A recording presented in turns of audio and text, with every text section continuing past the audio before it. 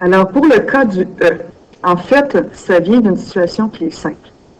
Si, admettons, on avait un intérêt qui était composé à chaque mois, pardon.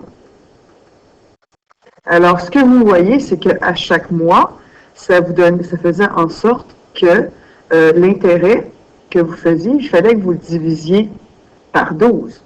Parce que cet intérêt-là, s'il est annuel sur 12 mois et que je le compose à chaque mois, il faut que je divise par 12 pour avoir l'intérêt qui est pour un mois. Donc, le nombre de fois que cet intérêt-là est appliqué dans l'année, c'est par ça qu'il faut que je divise mon intérêt.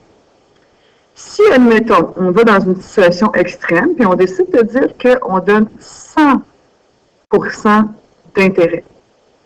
Donc, si je donne 100% d'intérêt, mais que je veux l'appliquer plusieurs nombres de fois.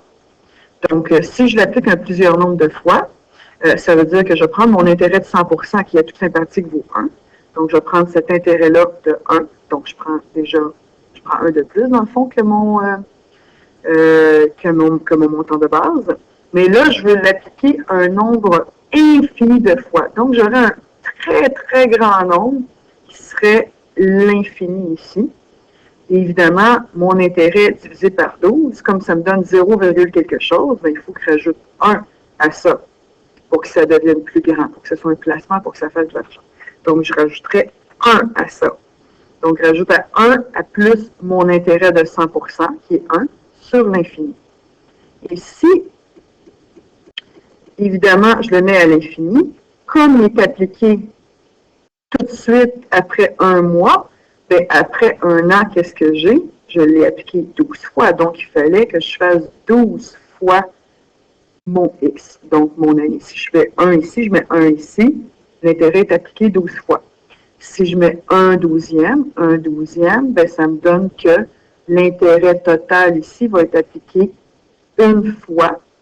C'est là la première fois qui est appliquée, c'est après 1/12e de mois. Donc, c'est logique que ce soit 12 de B. Donc, dans ce cas-ci, si on remarque, comme il faut ici, on a un 12 qui apparaît ici, on a un 12 qui apparaît ici.